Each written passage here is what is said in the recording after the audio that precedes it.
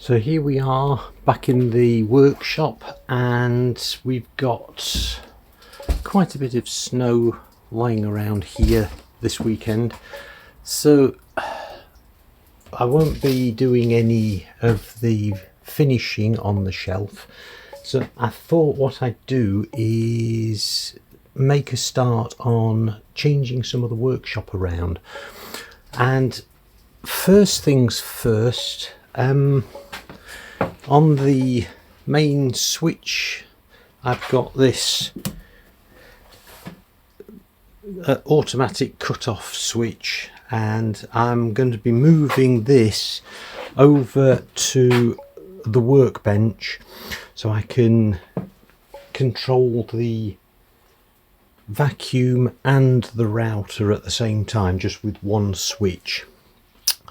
I'm going to be moving where the vacuum is into that end of the bench, because that's again where most of the dust is going to be, and so I'll be swapping some of the pipe work around, and because if you notice the Y junction there, that is going in the wrong direction. If I'm going to have the vacuum down here, the Y needs to point toward the vacuum, not away from it. So that's what I'm going to be doing first of all, and see what happens. But of course I've got to get rid of some of this first, and then of course all of what's on the bench here needs to be sorted out at some time as well. And it will also give me an opportunity to take the shelf and its components inside, because I forgot to do that last time, with the varnish, so that they can all come up to temperature and away from the very high humidity that we've got outside. So let's crack on. So this is just a quick update as to where I am with what's happening in the shed. And since last week I've moved the isolating switch so that I can control what happens on the bench with just one hit of the button, and switch off the router and the vacuum at the same time. I'll show you that in a little while. This afternoon I will also be starting to rearrange the vacuum system, because I've moved the vacuum unit under the bench, which has freed up a lot of space in itself. It means I can get to my storage boxes with tools and things like that a lot more easily than having to move everything out of the shed to get to them. But since last time I was in the shed, I've ordered some screws for the shelf, and let me show you. Now, I've gone for round-headed solid brass screws, and reason I've gone for that is because I had a couple of options with the brackets to go on the wall. I could inset the screws into the dovetail slot. That would keep everything nice and concealed.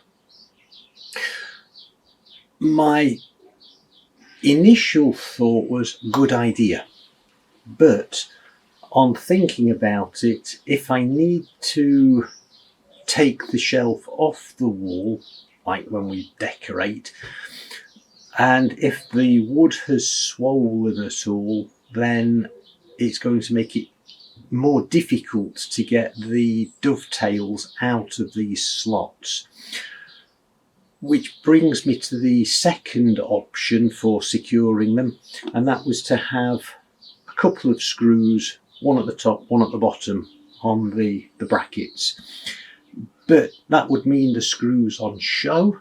That's fine if I make a feature of it, and that's why I've gone for those round-headed screws, because those will sit proud of the workpiece. Gone for brass because with this being oak, steel and damp don't mix. The iron will react with the tannin in the oak if it gets damp. So that's why I've gone for solid brass. Now, the supplier I've found for this, and I'll leave a link to them in the description, ever such a friendly crowd at Screws Line Direct. They're a relatively local firm to here, but a great variety of screws for every sort of option. They did suggest I go for stainless steel screws, but no, I'm going to stick with the brass, and that way I will be able to, as I say, make a fixture of it. So first things first, the brass screws are not sold by way of metric measurements. They're all imperial, old British screw gauge size. So these are 1 3/4 inches long and 10 gauge. Now, going back many years, I had a woodworking magazine. It was Good Woodworking. I think they're still going, but they gave out a free gift many years ago, wood screw gauge. So on one side you've got the metric, on the other side you've got the imperial, and so the gauge is 10 millimeters, number 10s, which is just there. Now that's saying that the clearance hole should be 13/64 of an inch. All of my drills are metric, so that's just a case of, on the metric side, just checking which the clearance hole is, and the clearance hole is 5 millimeters. So that's the size of the hole I will be going for.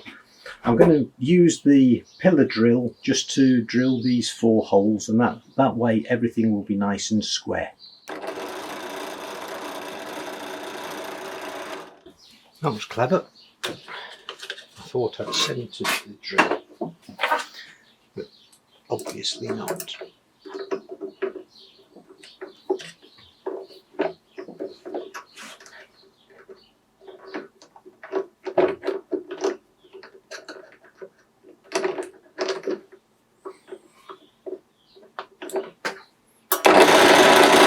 That's better.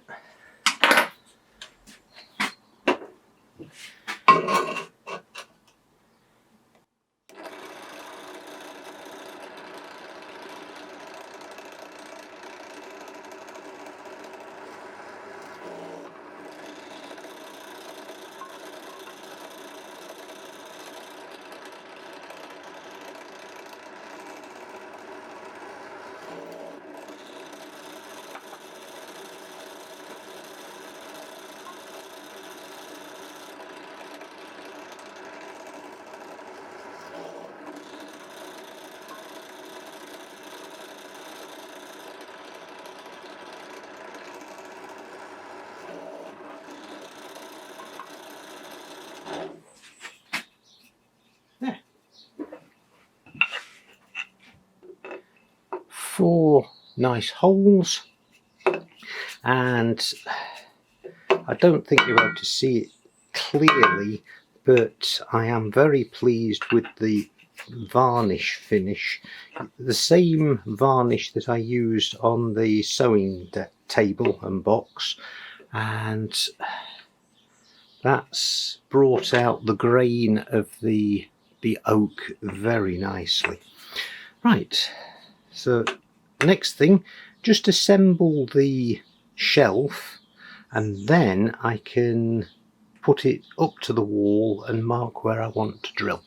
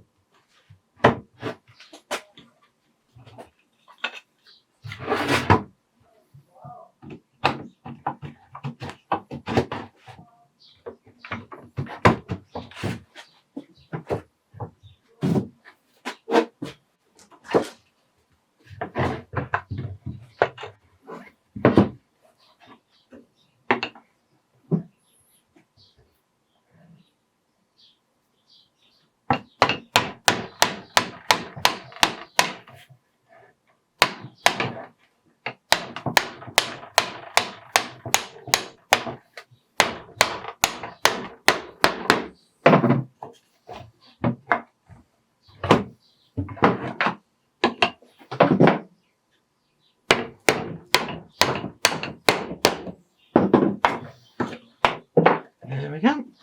So that's that.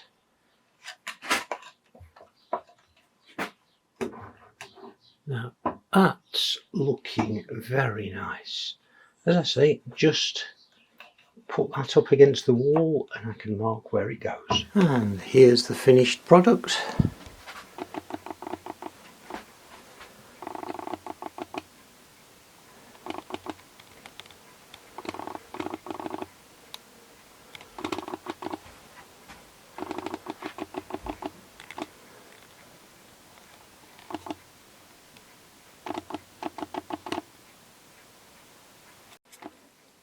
With the storage complete, all I've got to do now is show my wife.